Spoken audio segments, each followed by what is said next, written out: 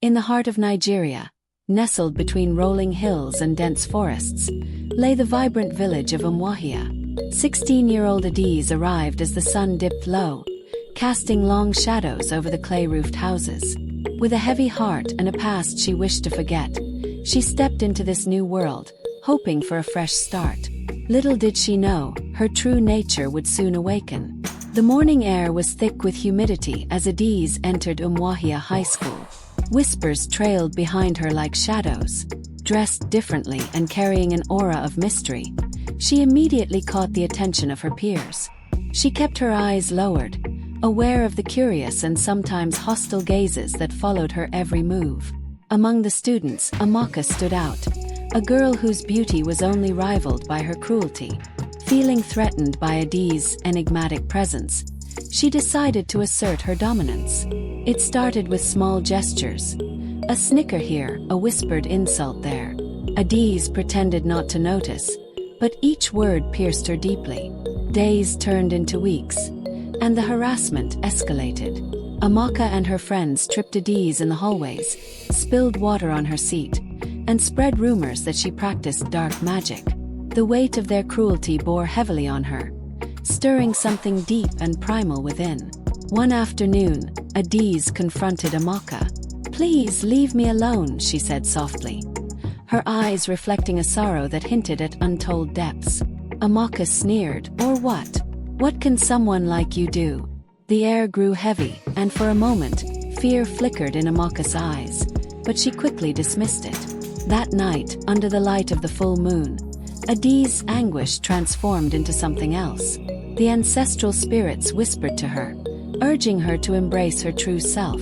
She could no longer contain the power that surged within her veins, a legacy passed down through generations. The following day, a storm loomed over the village. Amaka led her friends in another round of torment, but this time Adiz was different, calm, almost serene.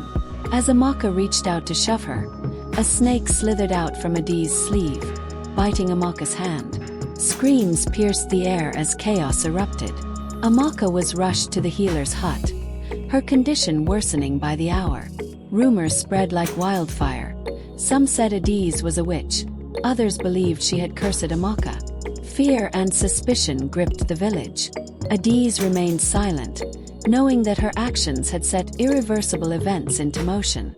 Confronted by the village elders, Adiz stood in the center of the gathering. "What have you done?" they demanded. She lifted her gaze, eyes glowing with an otherworldly light. "I am what you have made me," she replied. Gasps echoed as her form began to shift, revealing the serpent within. As quickly as it began, it was over. Adiz vanished into the night, leaving the village to grapple with the consequences of their actions. Amaka recovered, but she and the others were forever changed by the encounter. Whispers of the girl who was a snake became legend, a haunting reminder of the price of cruelty. The village of would never forget Adiz. Her story served as a cautionary tale, a mirror reflecting the darkness that can reside within hearts unchecked. And somewhere, deep within the forest, a pair of golden eyes watched, a silent guardian and a reminder that some spirits cannot be broken. Amaka and her friends carried the weight of their actions like an unshakable shadow. They had looked into the face of something beyond their understanding and survived, but not without scars. The village learned compassion, but for Adiz, it was a lesson taught too late. Stories of the girl who became a snake were told for generations. Some say Adiz became a protector spirit of the forest. Others believe she still watches over those who are mistreated. Her legacy was a haunting melody that echoed through the hearts of all who remembered her tale. In the end, Adiz found solace not among people, but within the embrace of nature that accepted her without question. The villagers were left to ponder the consequences of fear and ignorance. And as the wind whispered through the leaves, one could almost hear her voice, both a lament and a warning carried on the breeze. The silence that followed was not emptiness but a space filled with the echoes of lessons hard learned.